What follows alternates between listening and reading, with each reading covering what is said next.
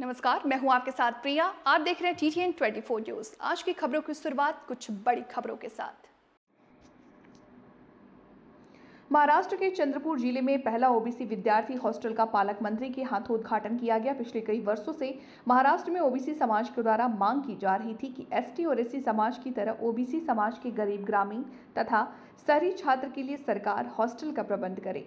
समय समय पर उठ रही ओबीसी समाज की मांग और छात्रों की समस्या को गंभीरता से लेते हुए महाराष्ट्र सरकार ने चंद्रपुर जिले में ओबीसी छात्रों के लिए हॉस्टल को मान्यता दी, जिससे ओबीसी छात्रों को खाने पीने रहने की गंभीर समस्या का निराकरण कर यहां हॉस्टल खुलने से हो गया है।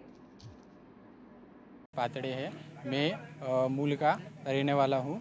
मैं यहाँ पर कॉलेज करता हूँ और हमें यहाँ पर ओबीसी वसतिगृह अवेलेबल नहीं था और हमारे संगठन के सर मतलब ओबीसी सेवा संघ के सर अनिल ढाके सर, इन्होंने हमारे साथ आंदोलन किया। आंदोलन करने के बाद हमारा जो विषय था वो मंत्रालय में गया। उसके बाद मंत्रालय में सुधीर भाव के साथ हमारी मीटिंग हुई। मीटिंग होने के बाद भाव ने बोला कि 17 तारीख को हम आपका हॉस्टल स्टार्ट करेंगे। वो 17 तारीख को हमारा हॉस्टल शुरू हो गया। बस हम खेड़ा गांव से बिलोंग करते हैं। हमें सिटी में रहने के लिए रूम लेनी पड़ती थी और हमें काफ़ी तकलीफ़ होती थी रहने को, खाने को, और हमें रूम का रेंट वगैरह देना पड़ता था। अभी भाव ने हॉस्टल शुरू कर दिया तो हमें अभी अच्छा जाएगा, ये मैं बोल रहा हूँ। 7 अगस्त को हमने माननीय मंत्री अतुल सावे जी के साथ मीटिंग की थी। चंद्रपुर जिले के ओबीसी हॉस्टल ये तुरंत शुरू होना चाहिए और उन्होंने उस 7 अगस्त के बैठक में हमें आश्वस्त किया कि 17 तारीख तक हम ये हॉस्टल शुरू कर देंगे।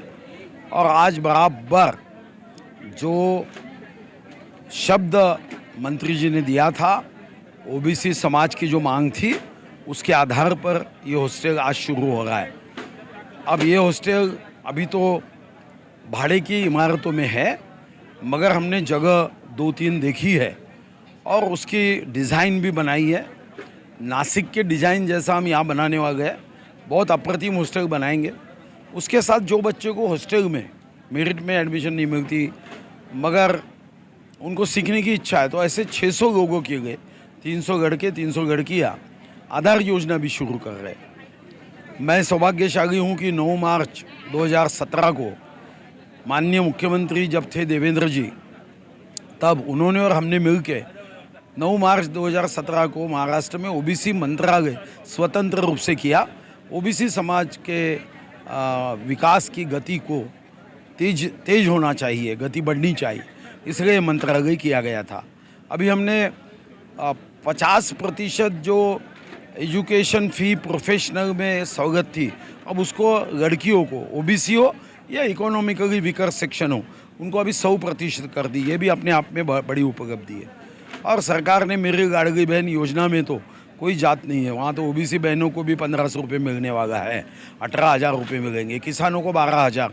किसान बहुत बड़ी मात्रा में ओबीसी है, तो ओबीसी किसान हो, ओबीसी बहन हो, ये योजनाओं में बहुत बड़ी मात्रा में उसका फ़ायदा होगा। और हमारी जो कई संस्थाएं है, उसके माध्यम से भी ओबीसी समाज की उन्नति का संकल्प हमारे महाराष्ट्र की महायुति सरकार का है, वो आगे ऐसे ही चलते रहेगा।